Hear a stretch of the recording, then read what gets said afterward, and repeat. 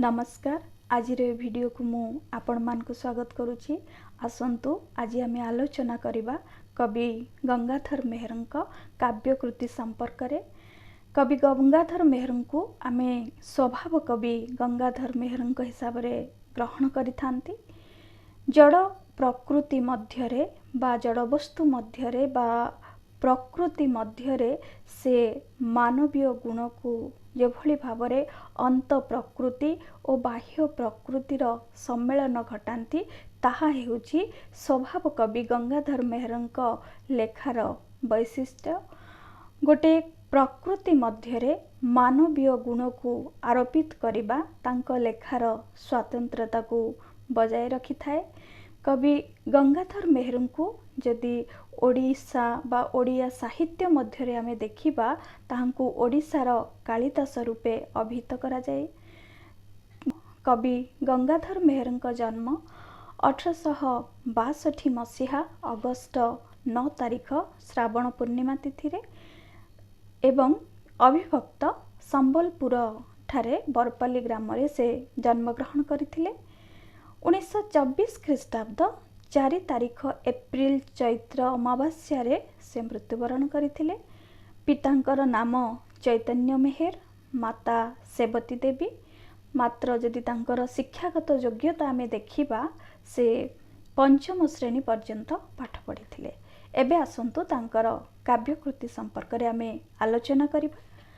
काव्य मध्यरे रस रत्नाकर जार समय 1892, अहल्यास्तव 1892, इंदुमती 1893, कीचकवध 1902, पद्मिनी 1911, तपस्विनी 1912, प्रणयवल्लरी 1915।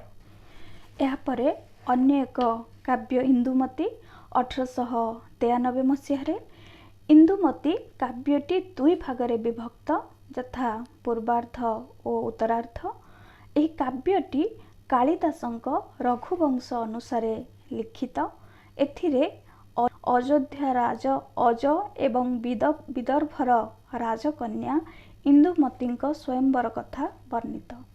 आपरे अन्य एक काव्य कीचकवध 1902 मसीहा। कीचकवध 7 गोटी छांद विशिष्ट। एही काव्य रे 7 गोटी चरित्रर अवतारणा करा जाइछि। सारला महाभारतर विराट पर्व अवलंबन रे यह रचित। मधुसूदनक आर्थिक सहायतारे एही पुस्तकटी प्रकाशित होइछि। एथिरे मंगलाचरण नाही। एहा परे अन्य एक काव्य प्रणयवल्लरी 1915 मसीह प्रकाशित। एही काव्यटी महाकवि कालिदासंक अभिज्ञान शाकुंतलम अवलंबन रे रचित। एहा 7 गोटी सर्क विशिष्ट। संपूर्ण बंगलाश्री रागरे एहा रचित अटे। अन्य एक काव्य तपस्विनी 1912 मसीह प्रकाशित। तपस्विनी काव्यटी भवभूतिंक उत्तर रामचरित नाटकर प्रेरणा रे रचित। एहा 11 गोटी सर्ग विशिष्ट एवं विभिन्न भिन्न भिन्न छंदरे प्रत्येक सर्ग रचित होइछि। यापर अन्य एक काव्य 1892 मसीह प्रकाशित होइथिला। पुनश्च पुस्तक आकार रे 1914 मसीह प्रकाशित हैला। यार कारण हेउछि जे एही अहल्यास्तव काव्यटी प्रथमे बंधु श्री मदन मोहनक अर्थानुकूल्य रे अहल्यास्तव पुस्तक आकार रे प्रकाश पाइथिला। मात्र शार्दूल विक्रीडित छंद को नहीं राधानाथ राय जो भिन्न भिन्न मत प्रदान कले फल पुनश्च यहाकू बंगलाश्री रागरे पुनः लिखन करी 1914 मसीह पुस्तक आकार रे प्रकाश करा जाइथिला। श्री रामंक पदस्पर्श रे पाषाणरू अहल्याक आविर्भाव घटिथिला। श्री रामंक उद्देश्य रे अहल्यास्तवटी रचित।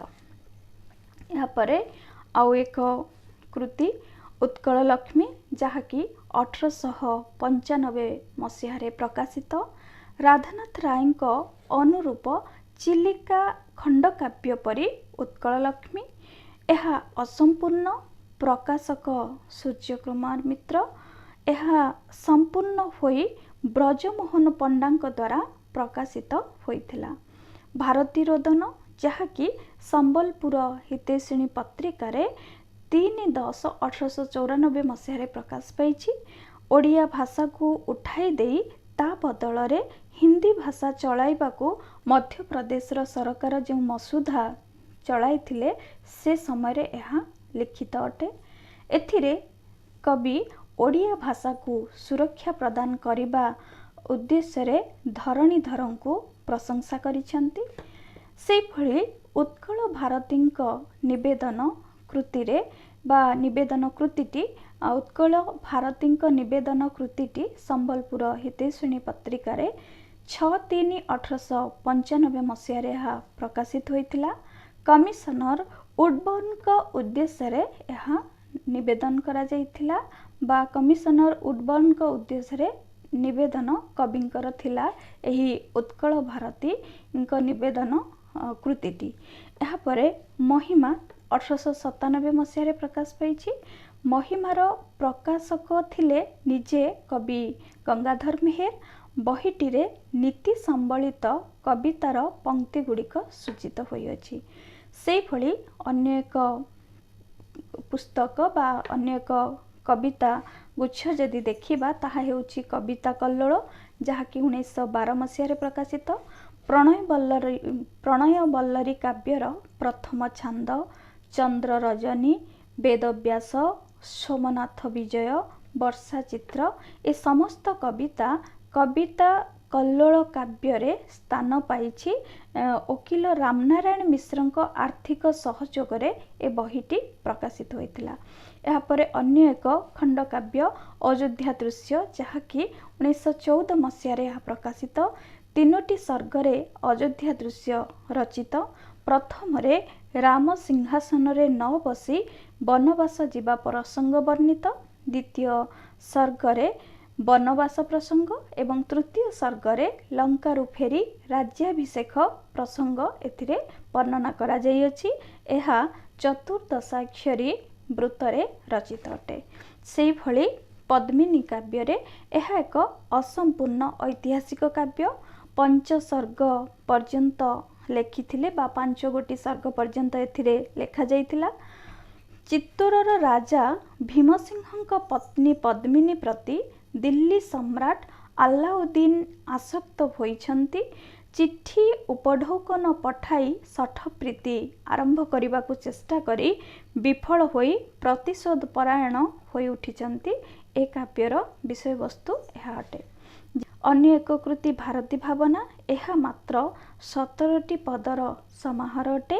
ଏଥିରେ କିଶୋରୀ ରାଧା ବା କୌଣସି ଗୋପୀ ଶ୍ରୀକୃଷ୍ଣଙ୍କୁ କରିଥିବା ସ୍ନେହପୂର୍ଣ୍ଣ ତିରସ୍କାର ଏହି କୃତିରେ ବର୍ଣ୍ଣିତ ଅଟେ। ଅର୍ଘ୍ୟଥାଳି ପୁସ୍ତକଟି, ଯେଉଁଥିରେ କି ମୋଟ 39 ଗୋଟି କ୍ଷୁଦ୍ର କବିତା ସ୍ଥାନିତ।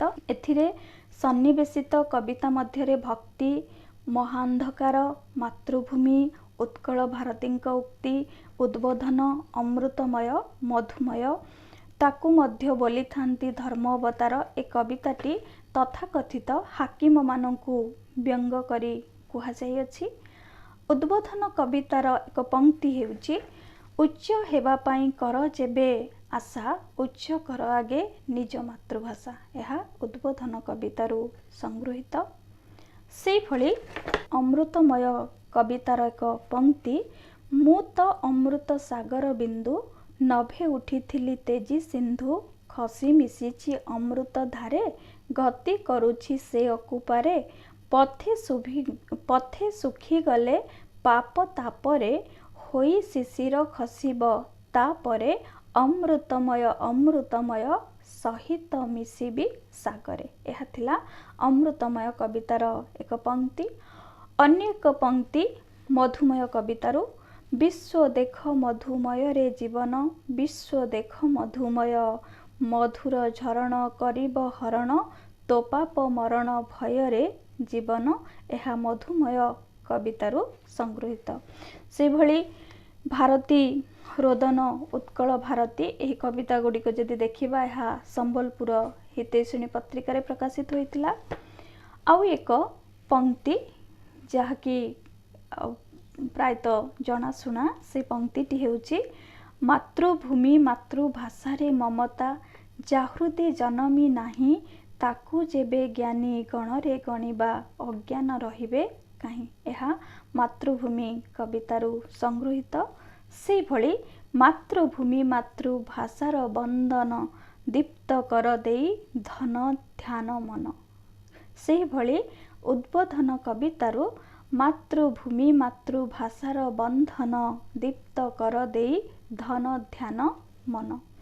उत्कल भारतीଙ୍କ उक्ति छଳରେ जो कार्य द्वारा शैष्ठव हानि हेबार यथेष्ट संभावना रही सेपरी कार्य ठारू दूरे रहिबाको कवि सूचई देइछन्ति जे नख बढ़िले कर करतन रंजी दियो तही अलता रंग नाक बड़ थिले ताकले छेदन हेबो नाही कि मो सौष्ठव भंग। यह भाषा संपर्क रे से उत्कल भारतीଙ୍କ उक्ति छଳରେ एठारे प्रकाश करुछन्ति। अन्य एक कविता ताकू मध्य बोली थांती धर्म अवतार कवितार किछि पंक्ति जे भ्रमण खरच पाई पाई थाए भत्ता खाई थाए मोड़ी एणे दरिद्रंक मथा करू थाए क्षमतार अपव्यवहार ताकू मध्य बोलू थांती धर्म अवतार।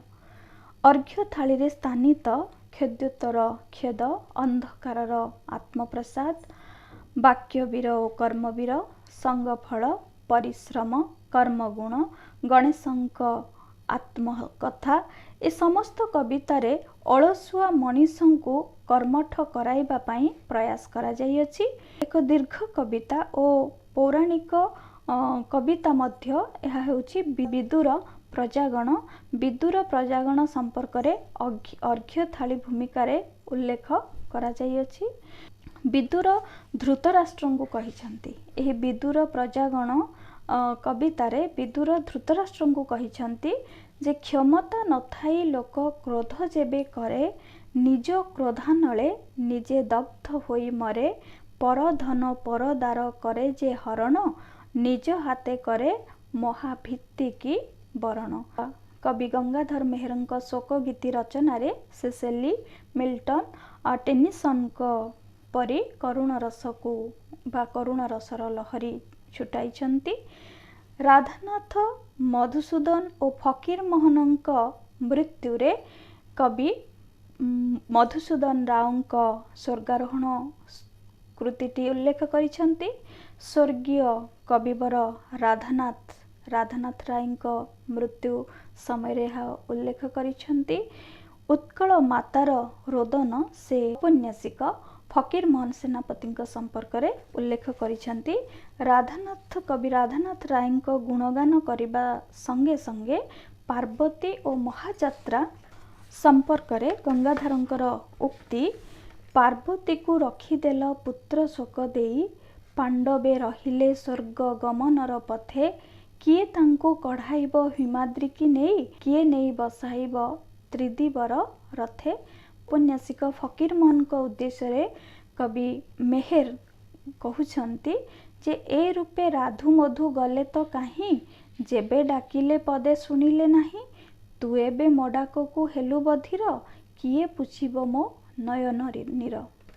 आज भिडियोटी जदि आपण मानकु भल लगी थाए निहाती मो वीडियो को लाइक करिवे शेयर करिवे कमेंट माध्यम रे जणाइबे एवं आपण मानकर आउ केउ विषय उपरे तथ्य बा वीडियो दरकार अछि ताहा मते कमेंट माध्यम रे जणाइले मु चेष्टा करिबी से वीडियो गुडी को पोस्ट करिबा पई। नमस्कार।